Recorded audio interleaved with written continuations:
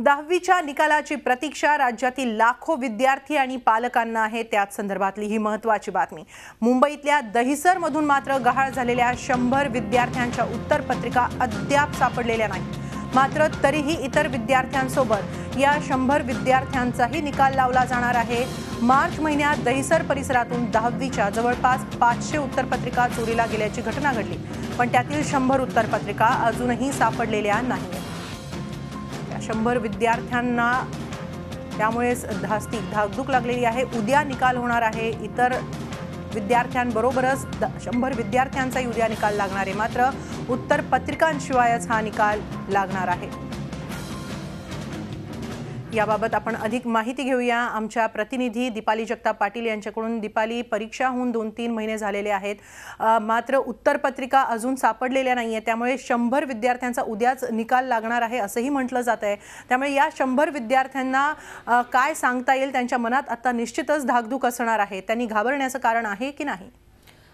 हेमाली, हे जे 100 विद्यार्थी आहेत त्यांना ज्या विज्ञान विषयाच्या त्यांच्या उत्तरपत्रिका आहेत त्या गहाळ झालेल्या आहेत आणि त्या बोर्डाकडूनच गहाळ झालेल्या आहेत। त्यामुळे बोर्डाच्या नियमानुसार जेव्हा अशी कोणती परिस्थिती उद्भवेल त्यावेळेला इतर त्यांच्या ज्या विषयांचे गुण त्यांना जे मिळालेले असतील 10वी मध्ये त्याचे सरासरी मार्क जे आहेत, गुण जे आहेत ते ग्राह्य धरून त्यांना विज्ञान या विषयाचे मार्क दिले जाणार आहेत। मात्र यावर निश्चितच अनेक ज्या शिक्षक संघटना असतील किंवा विद्यार्थी पालक असतील ते देखील आक्षेप नोंदवत आहेत, कारण मुळात इतर विषयांना धरून सायन्स या विषयाचे म्हणजे विज्ञान या विषयाचे मार्क कसे दिले जाऊ शकतात हा पहिला प्रश्न।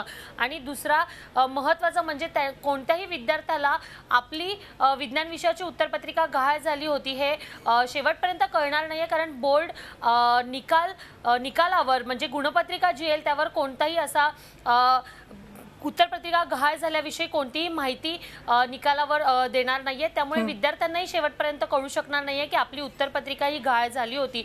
त्यामुळे निश्चितच विद्यार्थ्यांमध्ये देखील हा संभ्रम आहे तो शेवटपर्यंत कायम राहणार आहे। आणि जेव्हा एखादा विद्यार्थी आपल्या गुणपत्रिकेसाठी आपल्या उत्तरपत्रिकासाठी जेव्हा बोर्डाकडे धाव घेईल तेव्हा मात्र बोर्डाची पंचायत होण्याची शक्यता आहे, कारण गहाळ झालेल्या उत्तरपत्रिका बोर्ड आणणार कुठून असा देखील प्रश्न भविष्यात उपस्थित राहू शकतो। आणि या सगळ्या प्रकाराबाबत शिक्षण विभागाने बोर्डावर काय कारवाई अद्यापही केलेली नाहीये। त्यामुळे एकूणच हे प्रकरण जे आहे ते कुठेतरी दाबण्याचा किंवा एखाद्या नियमाखाली विसरून जाण्याचा प्रयत्न जो आहे तो केला जातोय। हेमाली, धन्यवाद दीपाली आपण दिलेल्या या सविस्तर माहितीसाठी।